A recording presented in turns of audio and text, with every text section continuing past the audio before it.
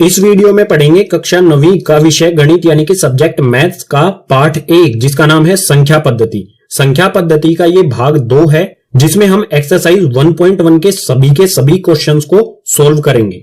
भाग 2 देखने से पहले आप भाग 1 जरूर देख लीजिए जिसमें हमने इस पार्ट का परिचय दिया है, यानी कि इस पार्ट में कौन कौन से फॉर्मूलों का इस्तेमाल करना है, क्या क्या हमारे इस पार्ट के विषय होंगे, इंपॉर्टेंट चीजें होंगी, वो सारी परिचय वाले पार्ट में भाग 1 में बता दी गई है।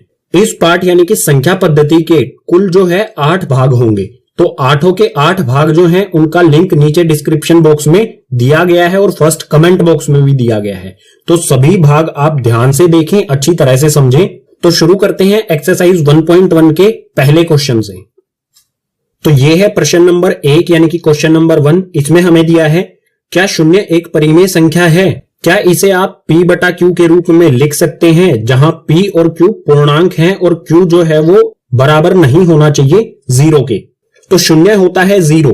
0 क्या परिमेय संख्या है? परिमेय संख्या क्या होती है ये आपको भाग 1 में बता दिया गया था। तो इसका उत्तर हो जाएगा हाँ, शून्य यानी कि 0 जो है वो एक परिमेय संख्या है। अगर परिमेय संख्या है तो इसे p बटा q के रूप में भी हम लिख सकते हैं, और जहां पर हमारा p और q जो है वो पूर्णांक होने चाहिए और q जो है वो 0 के बराबर नहीं होना चाहिए। तो 0 को हम p बटा q के रूप में कैसे लिखेंगे? देखो बिल्कुल आसान है। p हमारा क्या हो जाएगा 0 और q हमारा क्या हो सकता है, कोई भी हमारी प्राकृत संख्या, यानी कि 1 हो सकता है, 2 हो सकता है, 3 हो सकता है, इसी तरह से अनंत तक। अब यहां पर इसे p बटा q के रूप में लिख के देखो। p क्या है हमारा 0, q हमारा 0 नहीं होना चाहिए, 0 के अलावा कोई भी संख्या, प्राकृतिक संख्या कोई भी, तो 0 बटा 1, 0 बटा 1 क्या होता है 0, यानी कि हमारा उत्तर क्या आ रहा 0 ही आ रहा है, तो 0 बटा 1 लिख सकते हैं। इसी तरह से हम 0 बटा 2 लिख सकते हैं, ये भी क्या हो जाएगा 0 ही होगा। 0 को अगर हम 2 से भाग करेंगे तो 0 ही होता है। इस प्रकार से ये क्या हो गया p बटा q के रूप में हमने लिख दिया। अगर p बटा q के रूप में लिख दिया तो बिल्कुल श्योर हो जाइए कि जो शून्य यानी कि 0 है वो परिमेय संख्या है। ये हो गया हमारे पहले क्वेश्चन का हल। अब चलते हैं दूसरे पर। अब है प्रश्न संख्या 2 यानी कि क्वेश्चन नंबर 2। इसमें हमें दिया है 3 और 4 के बीच में 6 परिमेय संख्याएं ज्ञात कीजिए।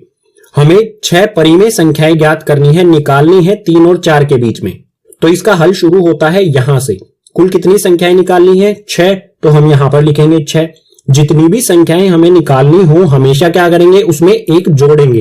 तो यहां पर लिखा है 6, तो मैं इसमें एक जोड़ देता हूं, एक जोड़ने पर ये हो गया 7। अगर हमें 6 की बजाय 8 या 10 संख्याएं निकालनी होती तो उनमें भी क्या करते 8 जमा 1 कर देते और 10 जमा 1 कर देते। यहां पर हमें 6 ज्ञात करनी है तो 6 जमा 1 कर दिया, तो आ गया हमारा 7। अब इस 7 का हमें क्या करना है, ये 3 लिखेंगे सबसे पहले। ये 7 जो है इसको गुना कर देंगे इस 3 में, ऊपर भी और नीचे भी। 7 बटे में 7 से 3 को गुना कर देंगे। बिल्कुल इसी तरह से जो 4 है इसको भी हम 7 बटे 7 से गुना कर देंगे। तो यहां पर 3 सते 3 से 7 को गुना करने पर आ जाएगा 21 और बटे में आ जाएगा यहां पर 7 ऐसा का ऐसा। ठीक है, इनको हमने यहां पर गुना किया और ये 7 ऐसा का ऐसा आ गया। इसी तरह से 4 को 7 से गुना करेंगे तो ये हो जाएगा 28 और बटे में 7 ऐसा का ऐसा। तो यहां पर आप देखो ये आ गया 21 बटा 7 और ये आ गया 28 बटा 7। नीचे संख्याएं क्या है, यहां पर भी 7 है और यहां पर भी 7 है।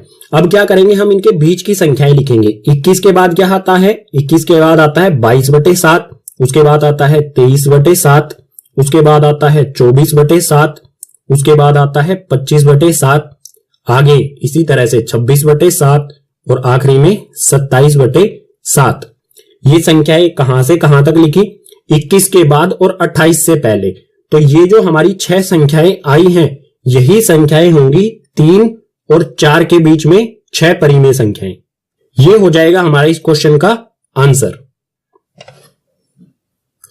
अब है प्रश्न संख्या 3 यानी कि क्वेश्चन नंबर 3। इसमें हमें दिया है 3 बटा 5 और 4 बटा 5 के बीच 5 परिमेय संख्याएं ज्ञात कीजिए। जो ये 3 बटा 5 है और 4 बटा 5 है इसके बीच में हमें 5 परिमेय संख्याएं निकालनी है। बिल्कुल क्वेश्चन नंबर 2 की तरह ही है, बिल्कुल क्वेश्चन नंबर 2 वाली विधि ही आपको लगानी है। कुल संख्याएं हमें निकालनी है 5, तो यहां से हल शुरू होता है।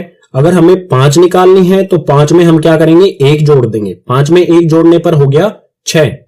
अब जो ये 6 आया है इसको 3 बटा 5 और 4 बटा 5 दोनों में ऊपर और नीचे गुना कर देंगे।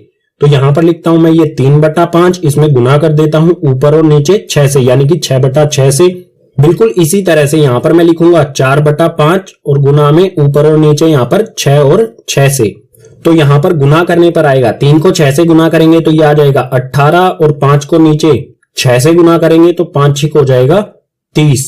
बिल्कुल इसी तरह से 4 को 6 से गुना करेंगे तो ये हो जाएगा 24 और नीचे 5 को 6 से गुना करेंगे तो ये आ जाएगा 30।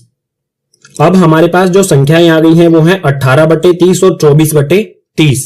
अब इनके बीच की संख्याएं लिखेंगे। यहां पर है 18/30, इसके बाद आएगा 19/30, तो वो संख्याएं हम यहां पर लिखना शुरू करेंगे। 18 के बाद आएगा 19/30, उसके बाद आ जाएगा 20/30, उसके बाद आ जाएगा 21/30, इसके बाद आ जाएगा 22/30 और लास्ट में आ जाएगा 23/30।